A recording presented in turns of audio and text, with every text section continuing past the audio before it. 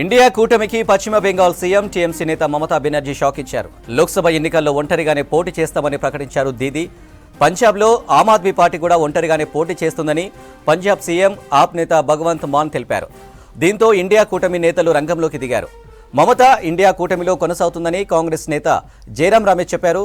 TMC లేకుండా కూటమి లేదని తెలిపారు. ఇండియా కూటమిలోని నేతలతో చర్చలు జరుగుతున్నాయని చెప్పారు. ఇండియా కూటమి ఉమ్మడిగా బీజేపీని ఓడిస్తుందన్నారు ఎన్సీపీ నేత సుప్రియా సూలే. कितनी बार कहलाओगे मेरे से ये? देश में पंजाब बनेगा हीरो। 2024 में लोकसभा चुनाव में आम आदमी पार्टी के पक्ष में 13-0। देखो ये तो उनका काम है, ये ममता नहीं कोई बात नहीं, वो हो सकता है कोई उनके साथ बातचीत चल रही हो उस लेवल पे, लेकिन पंजाब में हम ऐसा नहीं करने वाले। पंजाब में कांग्रेस से हमारा मैं यही कहूंगा, इंडिया गठबंधन का एक स्तंभ टीएमसी है। इंडिया गठबंधन की कल्पना हम नहीं कर सकते ममता जी के बिना।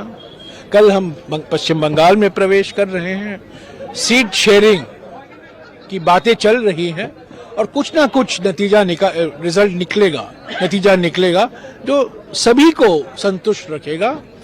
अभी मैं यही कहना चाहता हूं कि ममता जी का हम बहुत सम्मान करते हैं, बहुत आदर करते हैं, और ममता जी ने जो कहा कि बीजेपी को हराना उनकी प्राथमिकता है, उस भावना के साथ ही भारत जोड़ो न्याय यात्रा कूच बिहार में कल दोपहर को प्रवेश करेगा।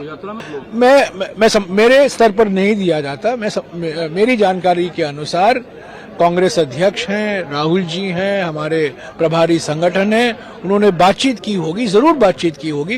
मैं सिर्फ ये जानता हूं कि तीन चार भाषणों में कांग्रेस अध्यक्ष ने सभी नेताओं को निमंत्रण दिया कि आप आइए, आप शामिल होइए। और पिछले 10 दिनों में हमने देखा है मणिपुर में, नागालैंड में और असम में भी सभी विपक्ष पार्टी के नेता और कार्यकर्ता शामिल हैं, और हमें पूरा विश्वास है कि पश्चिम बंगाल में भी ऐसा ही होगा। क्योंकि नहीं, हम पहले स्वागत करते हैं, पर यह पाखंडी का एक प्रतीक है, क्योंकि यही प्रधानमंत्री जो सामाजिक आर्थिक जाति जनगणना 2011 में करवाया गया था हमारी सरकार के द्वारा, उसके नतीजे जाति से संबंधित नतीजे उन्होंने प्रकाशित नहीं की। और 10 साल से सभी पार्टियां, कांग्रेस पार्टी, वामपंथी पार्टी, आरजेडी, जेडीयू, सभी पार्टियां सामाजिक आर्थिक जाति जनगणना नहीं अपडेटेड 10 साल बाद, क्योंकि वो 2011 में किया गया था, 13 साल हो गए हैं। एक नई जाति जनगणना करवाइए, उस पर प्रधानमंत्री ने अपनी चुप्पी नहीं तोड़ी है। एक ही है, सब साथ में ही रहेंगे। हमारी दीदी है वो, और हम सब दीदी का बहुत प्यार और सम्मान करते हैं, और अलायंस में कोई नहीं प्रॉब्लम होगा। दीदी हमारे साथ ही रहेगी। हर राज्य का मॉडल अलग होगा, टूट फूट नहीं है, सब अच्छा ही होगा। ఐటికా దీనిపై మరిన్ని డీటెయిల్స్ ఢిల్లీ నుంచి మదర్ లైవ్ ద్వారా అందిస్తారు. మదర్, మమతా నిర్ణయంపై ఇండియా కూటమి నేతల స్పందన ఏంటి? అనిల్, ఈరోజు ఉదయం మమతా బెనర్జీ కీలక వ్యాఖ్యలు చేశారు. వెస్ట్ బెంగాల్ రానున్నటువంటి లోక్సభ ఎన్నికల్లో ఒంటరిగా పోటీ చేస్తాము అంటూ కూడా ఆమె చేసినటువంటి వ్యాఖ్యల పట్ల ఇప్పటికే ఇండియా కూటమికి సంబంధించిన కీలక నేతలు ఒక్కొక్కరుగా స్పందిస్తూ ఉన్నారు. కీలకంగా కాంగ్రెస్ పార్టీకి సంబంధించిన నేత జయరాం రమేష్ కొద్దిసేపటి క్రితమే స్పందించారు. ఇండియా కూటమికి సంబంధించి మమతా బెనర్జీ ఒక మెయిన్ పిల్లర్ లాంటిది. ఆమె ఇండియా కూటమిలో ఎప్పటికీ భాగంగానే ఉంటారు. ఖచ్చితంగా రానున్నటువంటి రోజుల్లో పొత్తులకు సంబంధించి, ముఖ్యంగా సీట్ షేరింగ్కి సంబంధించి అన్ని పార్టీలతోటి కూడా చర్చలు నిర్వహిస్తున్నాము. వాటికి సంబంధించి ఫ్రూట్ఫుల్గానే ఆ డిస్కషన్ అంతా కూడా నడుస్తూ ఉంది. త్వరలోనే ఎవరెన్ని సీట్లలో పోటీ చేయాలి, ఎవరెవరు ఎక్కడెక్కడ పోటీ చేయాలనే దానిపైన పూర్తిస్థాయి క్లారిటీ ఇస్తాము. దానికి ఇప్పుడున్నటువంటి ఆయన చెప్తున్న మాటలను బట్టి ఖచ్చితంగా ఆమెను కూడా కలుపుకొనే వెళ్ళాలని ఇండియా కూటమికి సంబంధించిన నేతలు భావిస్తూ ఉన్నారు. ఆమె తీసుకున్నటువంటి నిర్ణయం పట్ల కూడా ఖచ్చితంగా రానున్నటువంటి రోజుల్లో సీట్ షేరింగ్కి సంబంధించి మరొకసారి టీఎంసీకి సంబంధించిన నేతలతో మాట్లాడతాము. అలాగే భారత్ జోడో న్యాయయాత్ర కూడా రేపు వెస్ట్ బెంగాల్లోకి ఎంటర్ కాబోతా ఉంది. ఆ కార్యక్రమానికి కూడా మమతా బెనర్జీని పిలిచేటువంటి అంశం పైన కూడా అధిష్టానం ఇప్పటికే ఒక నిర్ణయం అనేది కూడా తీసుకుంటుంది. దానికి సంబంధించి ఖచ్చితంగా రానున్నటువంటి రోజుల్లో మమతా బెనర్జీ ఇండియా కూటమిలో చాలా కీ రోల్ అనేది కూడా పోషిస్తుంది. ఆమె తోటే పార్టీకి సంబంధించి ఖచ్చితంగా రానున్నటువంటి రోజుల్లో ఇండియా కూటమి కలిసే వెళ్తుంది. ఎక్కడ కూడా ఎలాంటి డిస్ప్యూట్స్ లేవు. ఖచ్చితంగా సీట్ షేరింగ్కి సంబంధించి చర్చలు జరుగుతూ ఉన్నాయి. ఇటు కాంగ్రెస్ పార్టీ ఇప్పటికే పొత్తుల విషయంలో ఒక కమిటీని వేసింది. అలాగే ఇతర పార్టీలకు ముఖ్యంగా ఇండియా కూటమిలో ఉన్నటువంటి పార్టీలతోటి మాట్లాడేందుకు వారు ఇప్పటికే ఆ కమిటీలో ఉన్నటువంటి కీలక సభ్యులు ఇతర పార్టీలో ఉన్నటువంటి కీలక నాయకులతోటి మంతనాలు అనేది కూడా జరుపుతూ ఉన్నారు. ఇక పశ్చిమ బెంగాల్ కనుక చూసుకున్నట్లయితే 42 లోక్సభ స్థానాలు ఉన్నాయి. దాంట్లో మెజారిటీ స్థానాల్లో టీఎంసీ దాదాపుగా 22 స్థానాల్లో టీఎంసీ గెలిచింది. తర్వాత సెకండ్ హైయెస్ట్ బీజేపీ ఉంది. సుమారు 18 స్థానాలు అక్కడ బీజేపీ కైవసం చేసుకుంది.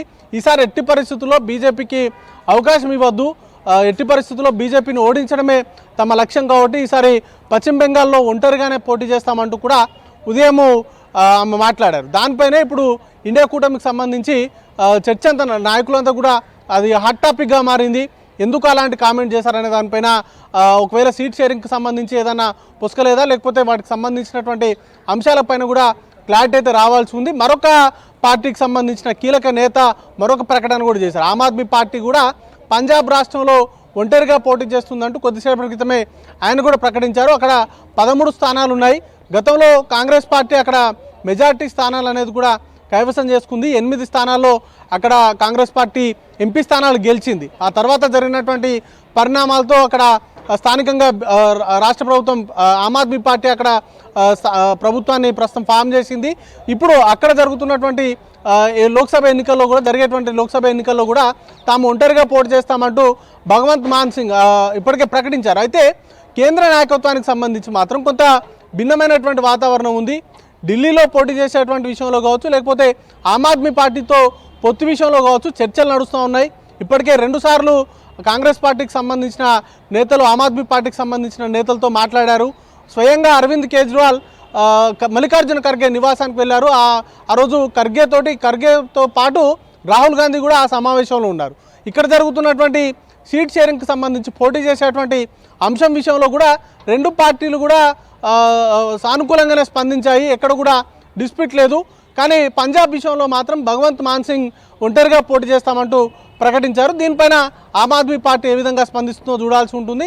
మొత్తంగా అయితే 2 పార్టీలకు సంబంధించి కొన్ని కీలకమైనటువంటి ప్రకటనగా దీన్ని చూడాల్సి ఉంటుంది. టీఎంసీ ఒంటరిగా పోటీ విషయం కావచ్చు, అలాగే ఆమ్ ఆద్మీ పార్టీ పంజాబ్లో ఒంటరిగా పోటీ చేస్తుందంటూ ప్రకటించడాన్ని. అయితే దీనికి మాత్రం కాంగ్రెస్ పార్టీకి సంబంధించిన నేతలు కీలకమైనటువంటి నేతలు అయితే రానున్నటువంటి రోజుల్లో దీనిపైన పూర్తి స్థాయిలో క్లారిటీ వస్తుంది. ముఖ్యంగా సీట్ షేరింగ్కి సంబంధించి ఇతర పార్టీలతో జరుపుతున్నటువంటి చర్చలు పూర్తి స్థాయి కాలేదు.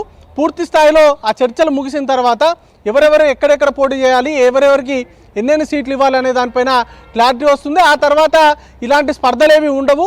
ఖచ్చితంగా ఆమ్ ఆద్మీ పార్టీ కావచ్చు, అలాగే టీఎంసీ పార్టీ, ఈ 2 పార్టీలు కూడా ఇండియా అలయన్స్లో భాగంగానే ఉంటాయి. వాటితో కలిసే రానున్నటువంటి ఎన్నికల్లో లోక్సభ ఎన్నికల్లో 2 పార్టీలతో కలిసి వెళ్తాము. ఇతర పార్టీలు కూడా ముఖ్యంగా యూపీ తీసుకున్నా లేకపోతే బీహార్ వంటి రాష్ట్రాలు పెద్ద రాష్ట్రాల్లో కూడా కొన్ని చిన్న స్పర్ధలు అయితే ఉన్నాయి. వాటన్నిటిని కూడా సార్ట్అవుట్ చేసుకుని రానున్నటువంటి రోజుల్లో ఐక్యంగానే పోరాటం చేస్తాము, ఐక్యంగానే ఎన్నికలకు వెళ్తామనేటువంటి మాటలు కాంగ్రెస్ పార్టీకి సంబంధించిన నేతలు అయితే చెప్తా ఉన్నారు. ఆ దిశగా ప్రయత్నాలు అయితే ముమ్మరంగా చేస్తున్నారు. ఇప్పటికే సీట్ షేరింగ్ సంబంధించి ఒక్కొక్క రాష్ట్రాలకు సంబంధించి రాష్ట్రాల్లో ఉన్నటువంటి పరిస్థితులకు సంబంధించి ఆ రాష్ట్రాల్లో ఉన్నటువంటి పీసీసీలు కావచ్చు లేకపోతే స్థానికంగా ఉన్నటువంటి బలమైన నాయకులతోటి చర్చలు జరుపుతున్నారు వితిన్ పార్టీ. అలాగే ఇతర పార్టీలకు సంబంధించిన పొత్తులకు సంబంధించి కూడా పొత్తుల కోసం ఏర్పాటు చేసినటువంటి కమిటీ చర్చలు జరుపుతూ ఉన్నాయి.